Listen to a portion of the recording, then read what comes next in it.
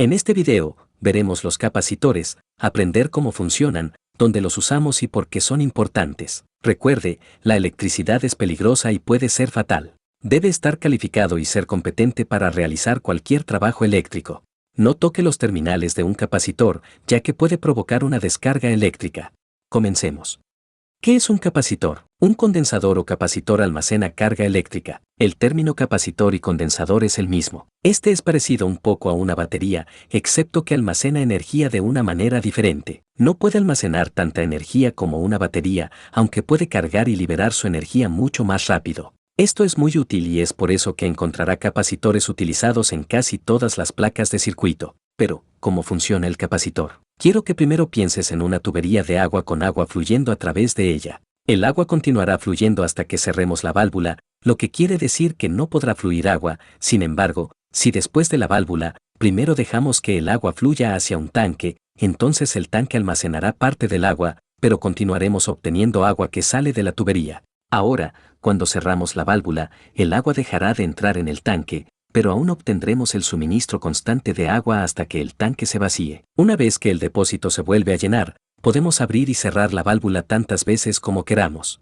Mientras no vaciemos completamente el tanque, obtendremos un suministro ininterrumpido de agua por el extremo de la tubería. En los circuitos eléctricos, el capacitor o condensador actúa como tanque de agua y almacena energía. Puede liberar esto para suavizar las interrupciones del suministro. Si encendemos y apagamos un circuito simple muy rápido sin un capacitor, entonces la luz parpadeará, pero si conectamos un capacitor al circuito, entonces la luz permanecerá encendida durante las interrupciones, al menos por un corto periodo de tiempo, porque el capacitor ahora se está descargando y alimentando el circuito. Dentro de un condensador o capacitor básico, tenemos dos placas metálicas conductoras que normalmente están hechas de aluminio o aluminio y estas estarán separadas por un material aislante dieléctrico como la cerámica. Dieléctrico significa que el material se polarizará cuando entre en contacto con un campo eléctrico, y veremos qué significa eso en breve. Un lado del condensador está conectado al lado positivo del circuito y el otro lado está conectado al negativo. En el costado del capacitor, verá una raya y un símbolo. Esto indicará qué lado es el negativo. Si tuviéramos que conectar un capacitor a una batería, el voltaje empujará los electrones desde el terminal negativo al capacitor. Los electrones se acumularán en una placa del capacitor, mientras que la otra placa, a su vez, liberará algunos electrones. Los electrones no pueden atravesar el capacitor debido al material aislante. Finalmente, el capacitor tiene el mismo voltaje que la batería y no fluirán más electrones. Ahora hay una acumulación de electrones en un lado. Esto significa que tenemos energía almacenada y podemos liberarla cuando sea necesario. Debido a que hay más electrones en un lado en comparación con el otro, y los electrones están cargados negativamente, esto significa que tenemos un lado que es negativo y un lado que es positivo, por lo que hay una diferencia de potencial, o una diferencia de voltaje, entre los dos, y podemos medir esto con un multímetro. El voltaje es como la presión. Cuando medimos la presión, estamos midiendo la diferencia o la diferencia de potencial entre dos puntos. Si imagina una tubería de agua presurizada, podemos ver la presión usando un manómetro. El manómetro también compara dos puntos diferentes, la presión dentro de la tubería en comparación con la presión atmosférica fuera de la tubería. Cuando el tanque está vacío, el manómetro marca 0 porque la presión dentro del tanque ahora es igual a la presión fuera del tanque, por lo que el manómetro no tiene nada con qué comparar, ambos tienen la misma presión. Lo mismo con el voltaje, estamos comparando la diferencia entre dos puntos. Si medimos a través de una batería de 1.5 voltios, leemos una diferencia de 1.5 voltios entre cada extremo, pero si medimos el mismo extremo, leemos 0 porque no hay diferencia y será el mismo. Volviendo al capacitor, medimos y leemos una diferencia de voltaje entre los dos debido a la acumulación de electrones.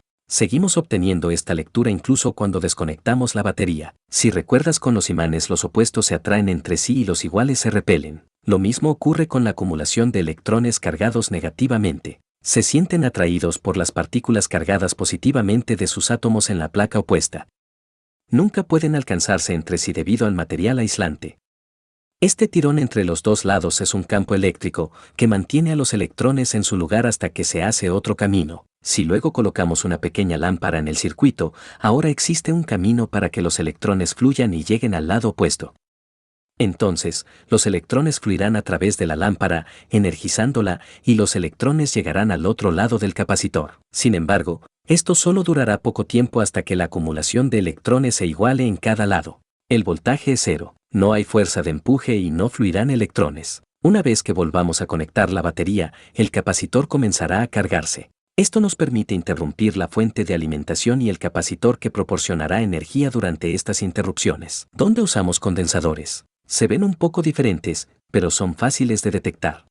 En las placas de circuito tienden a verse así y los vemos representados en dibujos de ingeniería con símbolos como estos. También podemos conseguir condensadores más grandes que se utilizan, por ejemplo, en motores de inducción, ventiladores de techo y unidades de aire acondicionado. Podemos obtener incluso más grandes que se utilizan para corregir el factor de potencia deficiente en edificios grandes.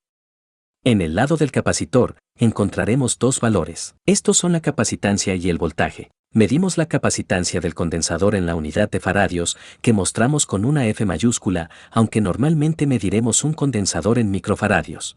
Con microfaradios, solo tenemos un símbolo antes de este, que se parece a una letra U con cola. El otro valor es nuestro voltaje, que medimos en voltios, con una V mayúscula. En el capacitor, el valor del voltaje es el voltaje máximo que el capacitor puede manejar.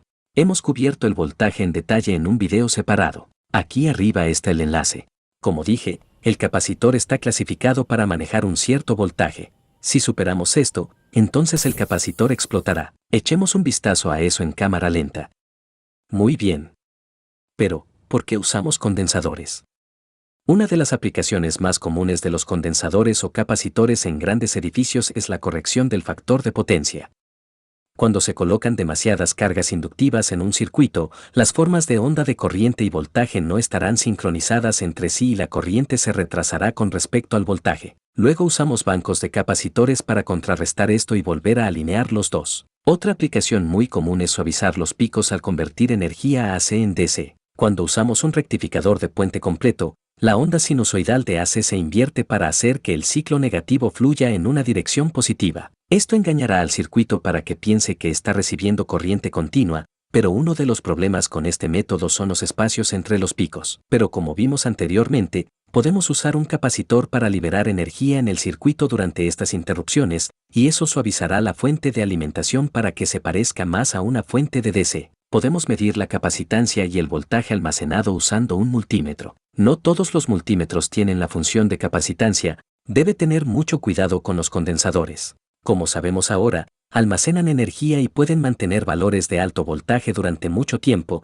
incluso cuando están desconectados de un circuito. Para verificar el voltaje, cambiamos a voltaje de DC en nuestro medidor, y luego conectamos el cable rojo al lado positivo del capacitor y el cable negro al lado negativo. Si obtenemos una lectura de varios voltios o más, entonces debe descargar eso conectando de manera segura los terminales a una resistencia y continuar leyendo el voltaje. Queremos asegurarnos de que se reduzca al rango de milivoltios antes de manipularlo, o de lo contrario podríamos recibir una descarga. Para medir la capacitancia, simplemente cambiamos el medidor a la función de capacitor. Conectamos el cable rojo al lado positivo y el cable negro al lado negativo. Después de un breve retraso, el medidor nos dará una lectura. Vamos a realizar ahora la medición de este capacitor o condensador con el multímetro. Notan que en su descripción tenemos 100 microfaradios, veremos cuántos nos arroja el medidor.